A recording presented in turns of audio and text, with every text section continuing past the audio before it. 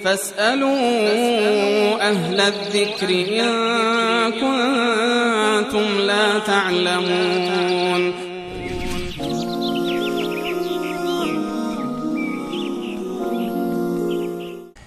سوال بعدی بینندگان در مورد این است که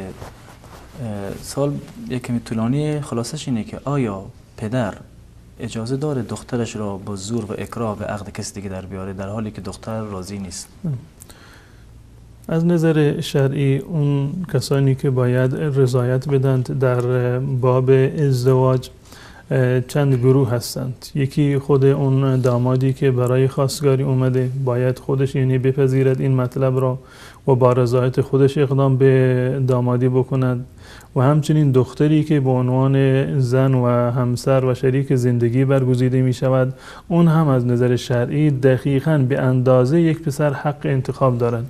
همون گونه که ما برای فرزندان پسر خودمون انتخاب میکنیم و این حق رو بهشون میدیم که برای خودشون انتخاب بکنن، از نظر شرعی دختران هم این حق رو دارند، خودشون میدانند و میتوانند و این اجازه رو دارند که یک فرد مناسبی رو برای خودشون انتخاب بکنند و اگر کسی رو شایسته خودشون ندیدند و رضایت ندادند به یک ازدواجی، از نظر شرعی پدر و مادر و اولیا به هیچ عنوانی هم نمیتونند که دختر رو مجبور بکنند و که جبران و تحت الاکراه یک امری را و یک ازدواجی رو در واقع بپذیرد. و شرایط ازدواج که در واقع همون رضایت دو طرف هست و رضایت ولی و حضور ولی هم شرط هست در صحت نکاح و همچنین حضور دو تا شاهد. و در صورتی که یک مردی، یک ولی، پدری دختر خودش را بدون رضایت در نکاح شخصی دیگر در آورده باشد و دختر خودش با زبان خودش عملا انکار کرده باشد، عدم رضایت خودش را اعلام کرده باشد، چون این نکاح پذیرفته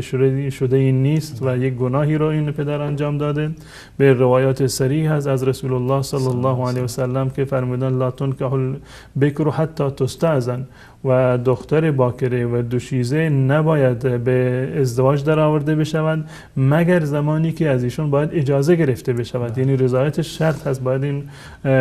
رضایت را بدهند. بدون رضایت دختر ازدواجی که صورت گرفته ازدواج شرعی محسوب نمی شود و پدر با این کار گناهکار محسوب می شود. اگرچه که شاید دختر در جواب پدرم سکوت بکنه ولی باز باید اجازه گرفته بشه. نه، اگر سکوت بکنه یعنی اگر اجازه گرفتند، مشوره دادند که فلانی به خواستگاری شما آمده، نظر شما چی هست، اگر سکوت کرد، این به نص همین روایتی که من خدمت شما خوندم که اذن در ادامهش اومده اذنها سماتها، که سکوتش به معنی رضایت هست در این مورد، خصوصا در وقتی که دختر یک دختر دوشیزه و باکری باشه. منتها بحث این است که این ازدواج را و این مطلب را باید به ایشان برسانید، فلانی برای خواستگاری اومده، قبولش داری یا نه؟ اگر ساکت شد هم رضایت هست، اگر رضایت زبانی داد هم رضایت محسوب می شود. اما اگر با زبان خودش عملا گفت که من اینو قبول ندارم، به هیچ عنوان من حاضر به زندگی با چنین فردی نیستم، این به هیچ عنوان دیگه و تحت هیچ شرایطی رضایت محسوب نمی شود. و از نظر شرعی این دختر حق دارد که ادعا بکند و زیر بار چنین ازدواجی نرود.